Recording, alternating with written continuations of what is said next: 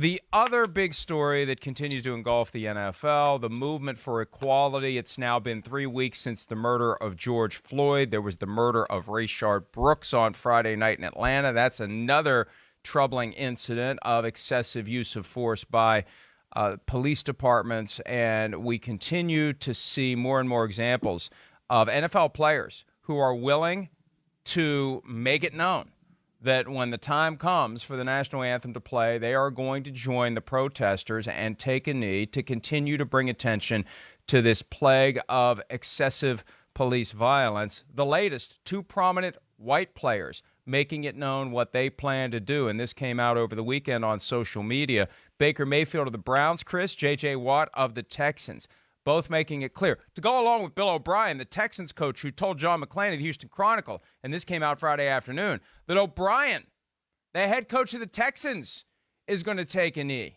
This movement continues to grow, and as a practical matter, the more white players and coaches that are involved in it, the more significant it becomes. That is what I think was missing, sorely missing the last time around. It's not missing this time around, Chris, and it keeps growing and growing. Well, yeah, I mean, it's very significant. It really is. And because, hey, at the baseline, all right, white people more times than not are the root of the problem here in this situation. So that's why it's awesome to see so many prominent white players come forth and make these strong statements and everything like that. And I think that's what's different about this time around, Mike. I mean, it's kind of a microcosm, I think, of what we're seeing in society.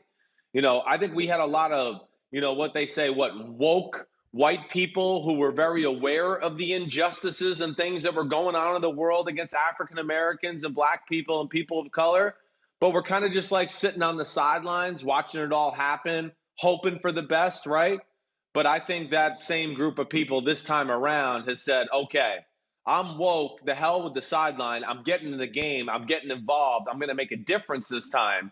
And I think we're seeing that not only is this, what we're seeing in the NFL, but what's happening in the NFL is kind of a microcosm to all of society. And it's good to see, because this is what we need to do to change some of the wrongs and issues we have in this society.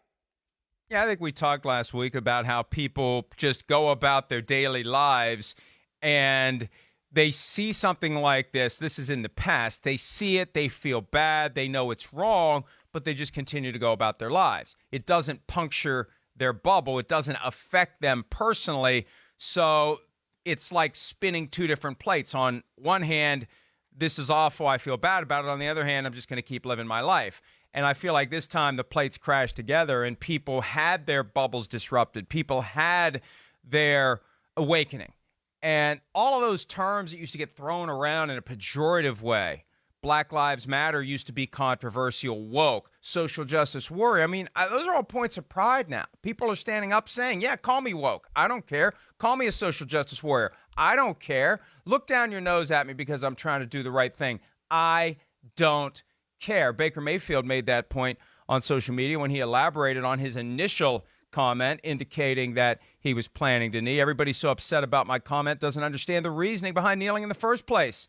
Nate Boyer and Colin Kaepernick came to an agreement that kneeling was the most respectful way to support our military while also standing up for equality.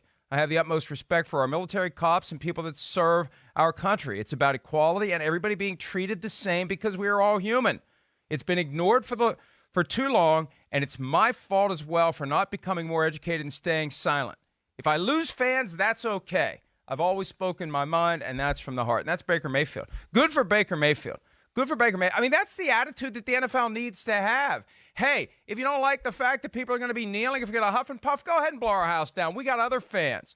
We'll find other people to come watch the product. And by the way, we don't really believe you when you say you're going to huff and puff and blow our house down. You're going to huff and puff, but you aren't blowing anything down because what else are you going to watch in the fall on Sundays? You love football and you're going to watch football and you'll deal with it. You'll work through the 5 stages of grief because your sport is being invaded by politics. And, I mean, it's the first 2 minutes of the game anyway. It's not like it's happening during the game itself. So good for J.J. Watt, who made his position clear as well. Good for Baker Mayfield, who elaborated on it in a way that it needs to be said. This is the message that needs to be sent to people. It's not about disrespecting the flag, the military, or the country. It's about using that moment, using that platform to bring attention to a serious problem. Now, look, Justin Jackson of the Chargers last week, Chris, he suggested maybe we won't even need to kneel. Maybe it'll be so obvious, the message will be so clear, and action will be taken to the point where it won't be necessary, but Maybe. It's only 3 months away. It's only 3 months away, and there's a lot's going to have to happen to get to the point where it won't be needed. But right. At some point, it won't be needed, right? If the progress is made, if the change is made, if the issues that caused the kneeling in the first place get solved, then you don't need to kneel anymore. So I guess that's the key message. Anybody out there who doesn't like the kneeling, commit to making changes that are necessary, and then the kneeling goes away. It's that simple. Right. Right. Well, I mean, we're making progress, as we've seen. I mean, we think, but then things that, like we talked not Friday night in Atlanta. Not Friday night. That's not what I mean. So we think, exactly. We think we're going in the right direction there, but then all of a sudden something like this happens. So, of course, that justifies the kneeling even more by the players and everything like that. First off, Baker Mayfield, this is why people love Baker Mayfield. This is why you and I like him. This is why sometimes we got to deal with, all right, every now and then he might say something to a media member. We go, oh, don't say that. You're better than that, or whatever it may be.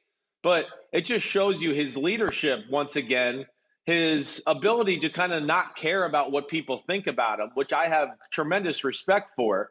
And, I don't think the kneeling issue is going to go away. Like, to your point, Mike, I don't think enough progress is going to be made here in the next 2 to 3 months to where, players are going to go, okay, we've gotten the message out there. No, I don't think we have.